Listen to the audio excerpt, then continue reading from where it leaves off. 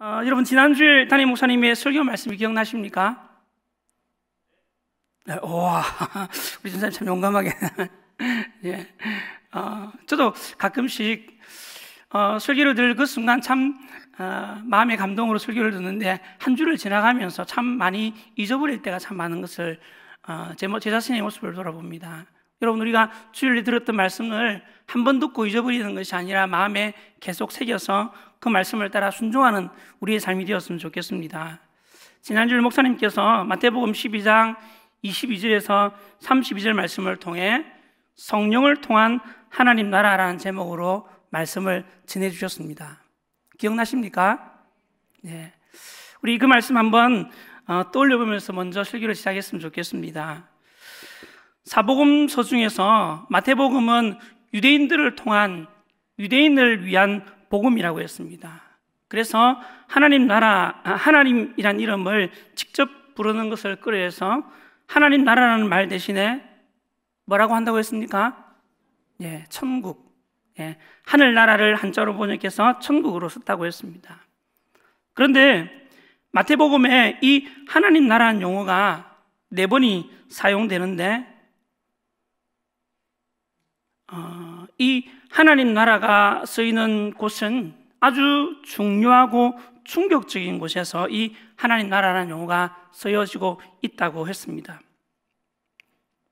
이 4번 중에서 첫 번째로 사용되는 것이 마태복음 12장 28절인데 여기에는 유대인들에게 있어서 어떤 중요하고 충격적인 내용이 등장합니까?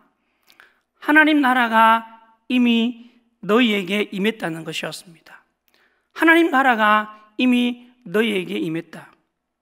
유대인들은 하나님 나라를 오랜 시간 동안 간절히 사모하며 기다리고 있었습니다.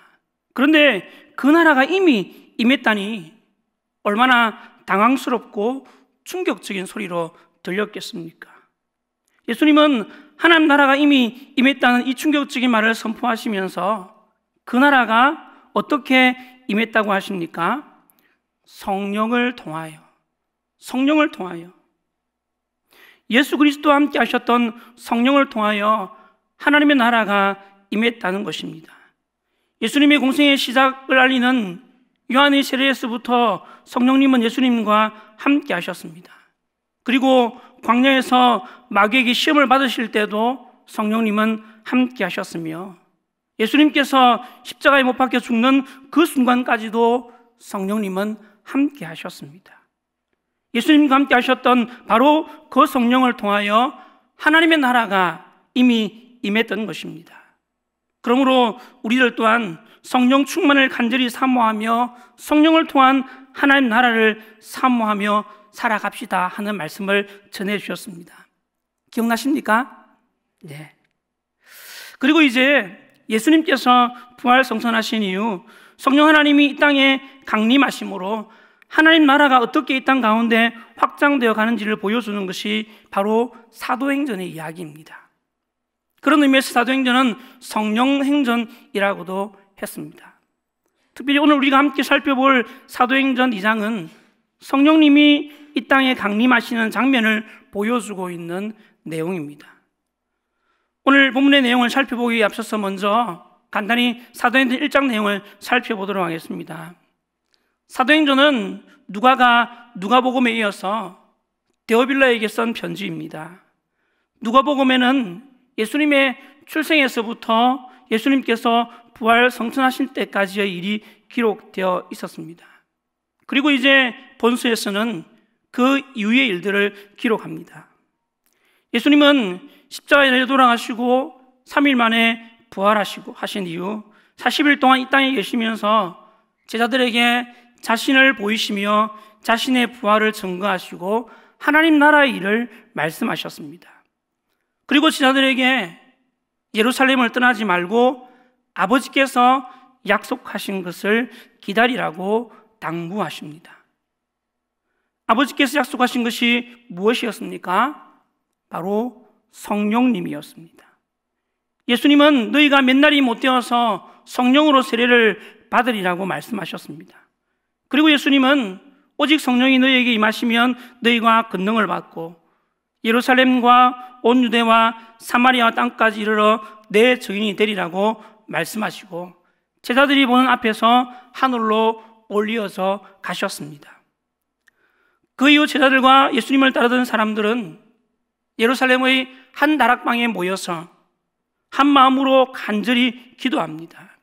그리고 기도하던 가운데 12사도 중 하나였던 가룟 유다가 빠진 빈자리를 채웁니다. 여기까지가 사도행전 1장의 내용이었습니다. 그리고 며칠 후 오순절 날에 성령님이 강림하시는 내용이 오늘 본문의 내용입니다. 본문 1절 4절 말씀 다시 한 번 더 읽어보겠습니다.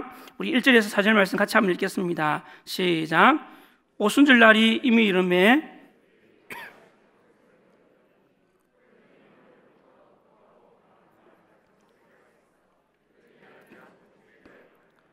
마치 불의 혀처럼 갈라지는 것들이 그들에게 보여 각 사람 위에 하나씩 임하여 있더니 그들이 다 성령의 충만함을 받고 성령이 말하게 하심을 따라 다른 언어들로 말하기를 시작하니라.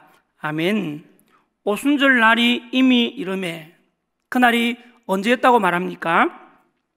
오순절 날이었다는 것입니다. 여러분, 오순절은 유월절 이후에 50일이 지난 날로서 유대민족에게 있어서는 두 가지 중요한 의미를 갖는 날이었습니다. 먼저 한 가지는 모세오경에 기록된 율법에서 정하는 이스라엘의 3대 절기 중의 하나였습니다.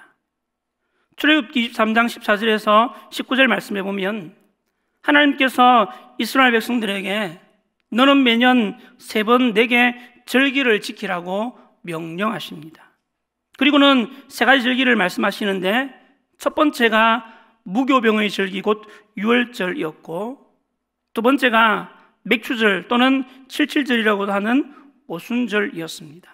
그리고 세 번째가 수상절, 장막절 또는 초막절이라고 불리는 그런 절기였습니다. 그중 오늘 본문의 배경이 되는 절기는 오순절입니다.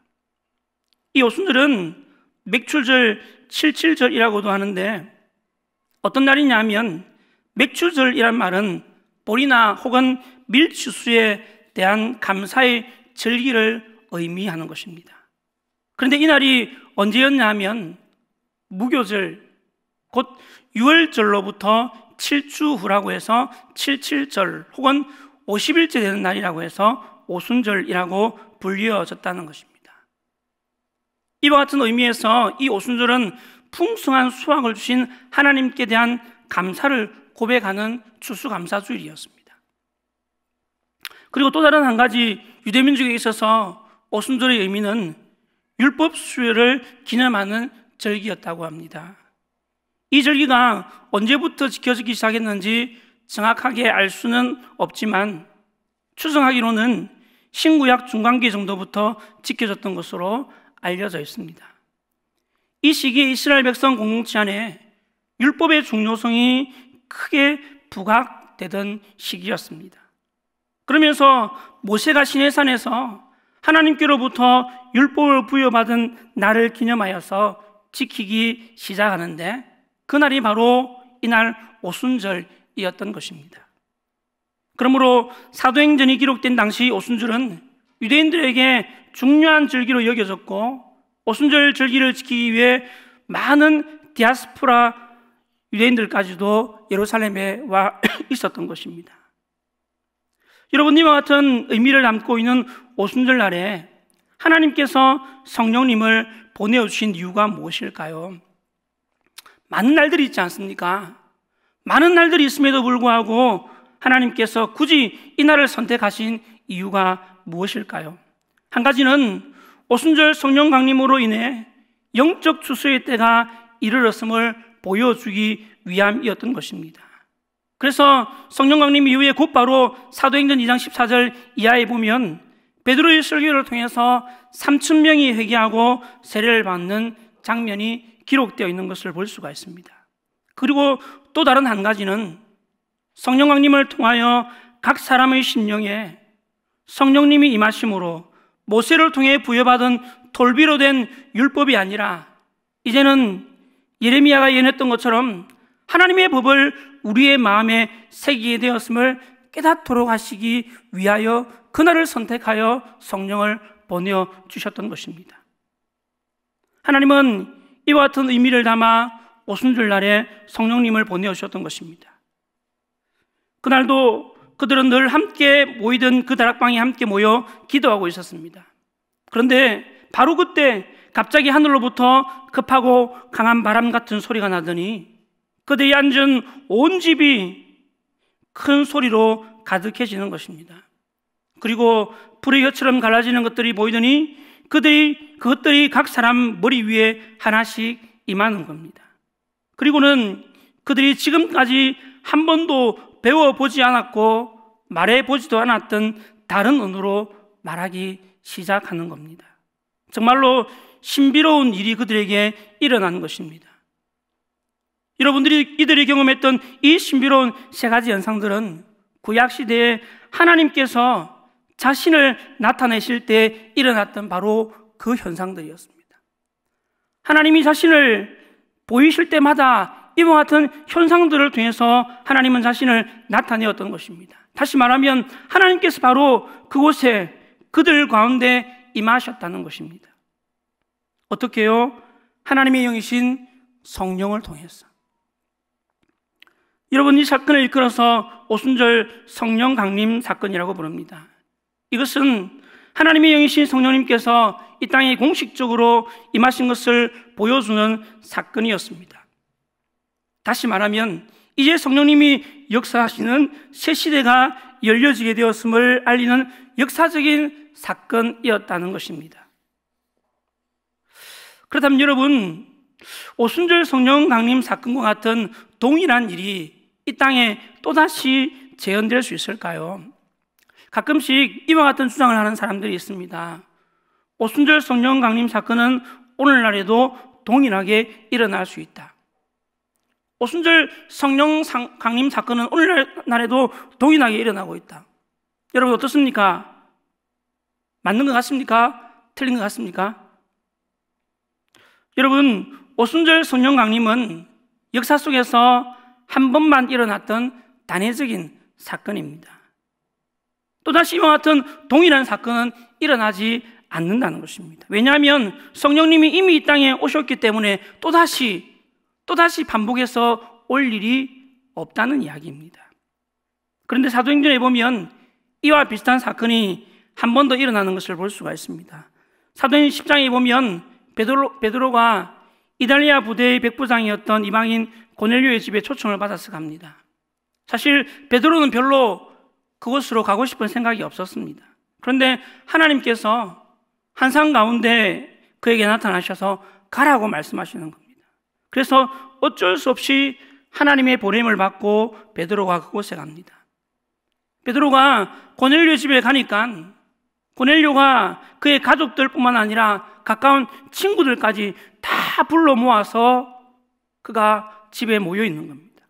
그런데 베드로가 이방인인 그들에게 설교를 하는데 놀라운 일이 그가 보는 앞에서 벌어지는 겁니다. 여러분 한번 사도행전 10장 찾아볼까요? 사도행전 10장 44절에서 47절까지 말씀입니다.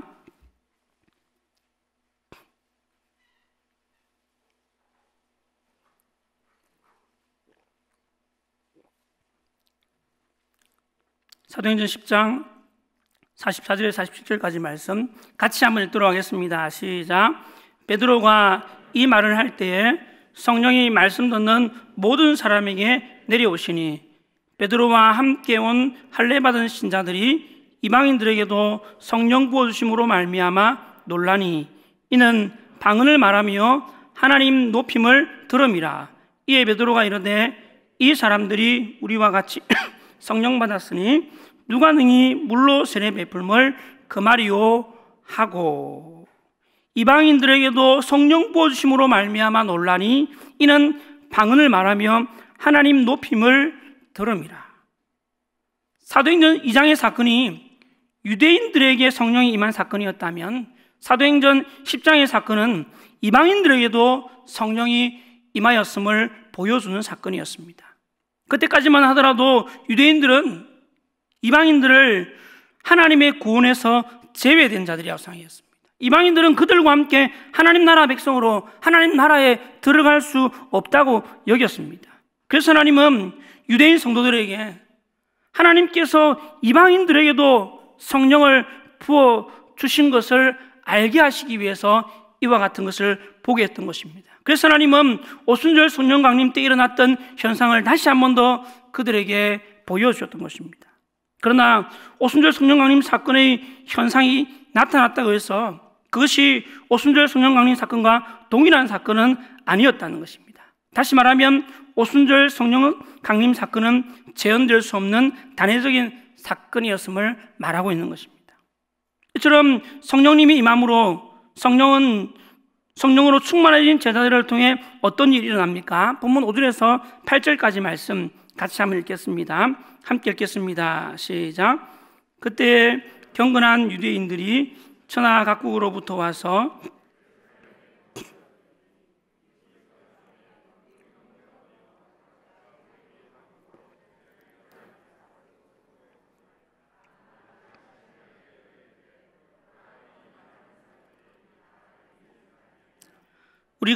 우리 각 사람이 난 곳 방언으로 듣게 되는 것이 어찌됨이냐. 아멘. 당시 예루살렘에는 오순절 절기를 지키기 위해서 여러 나라에 흩어져 살고 있던 디아스포라 유대인들이 와 있었습니다. 이들은 BC 7세기 이후에 아수르나 바벨론에 의해서 세계 여러 나라로 포로로 끌려갔던 유대인들의 후손들이었습니다. 이들은 다 그들이 살고 있던 그 나라에서 태어났기 때문에 당연히 유대인의 말을 쓰지 못했고 각자 자기들이 태어난 그 나라의 말을 사용했습니다. 그런데 오순절 날에 유대 예루살렘에서 그들이 태어난 자기 나라의 방언들을 듣게 되었다는 것입니다. 여러분, 여기에서 이 방언은 고린도전서에서 말하는 천상의 언어가 아니라 다른 나라 말, 외국어를 말하는 것입니다. 갈릴리 어부 출신의 촌놈들이었던 예수님의 제자들이 외국어를 배워본 적도 없을 것인데 세계 여러 나라의 말을 하는 것을 보자 사람들이 깜짝 놀랐던 것입니다. 깜짝 놀란 그들이 했던 말과 반응이 7절 이후의 내용입니다. 그들은 최소 14개의 나라 혹은 도시의 사람들이었습니다. 그런데 그들이 그들 나라의 말로 하나님의 큰일, 하나님을 찬송하는 소리를 듣게 되었다는 것입니다. 그러자 많은 사람들이 이게 도대체 어떻게 된 일인가 하며 깜짝 놀랍니다. 그런데 또 다른 사람들은 그들이 세술에 취하였다고 조롱합니다. 이와 같은 사람들의 반응을 보고 베드로가 그곳에 모인 많은 사람들 앞에서 담대하게 설교합니다. 그것이 오늘 본문 이후 사도행전 2장 14절에서 41절까지 말씀의 내용입니다. 성령 충만함을 받은 베드로의 설교를 통해 3,000명이 한자리에서 회개하고 세례를 받는 놀라운 일이 일어나게 되는 것입니다.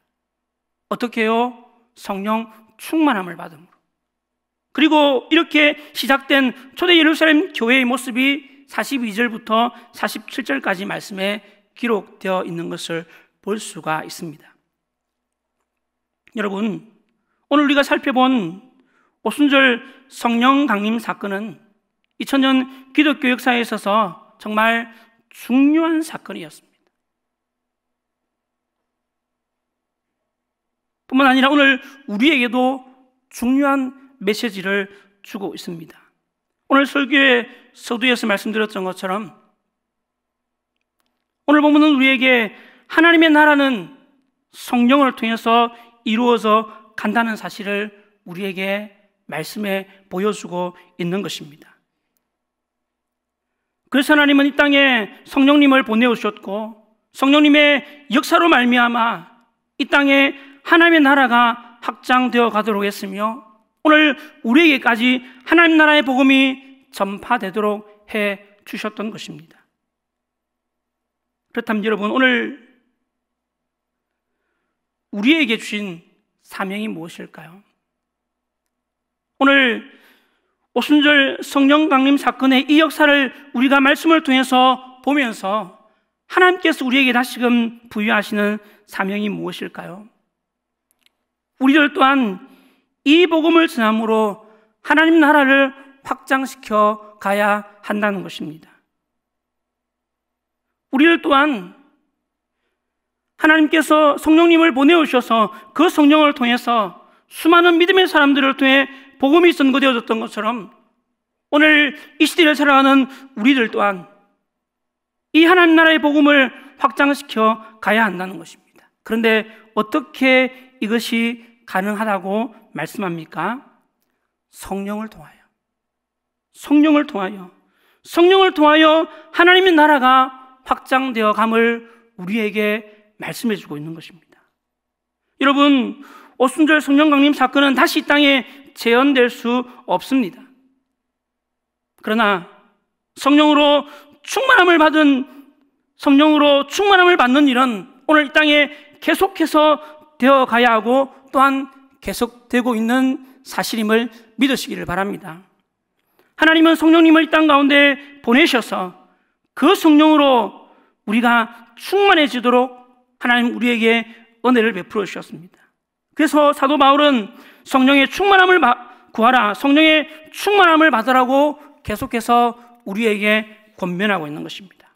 그러므로 사랑하는 성도 여러분, 오늘 성도로 이 땅에 우리가 살아가는 동안 구해야 할 가장 중요한 기도 제목이 바로 성령 충만함이 아닐까 생각합니다.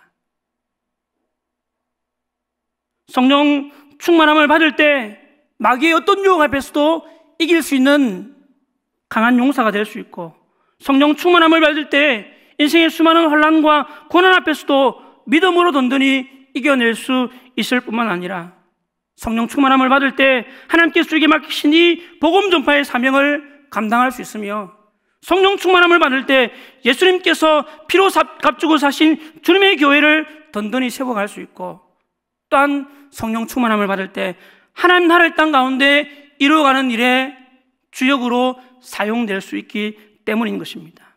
그러므로 사랑하는 성도 여러분, 무시로 때때로 기도할 때마다 성령 충만함을 구할 수 있는 저와 여러분 모두가 되시기를 간절히 바랍니다. 성령 충만함으로 말미암아 오늘 우리에게 당한 이 인생의 경주를 승리할 뿐만 아니라 하나님께서 우리에게 맡기신 복음 전파의 사명을 느끈히 감당해낼 수 있는 저와 여러분 모두가 되시기를 주님의 이름으로 간절히 축원합니다.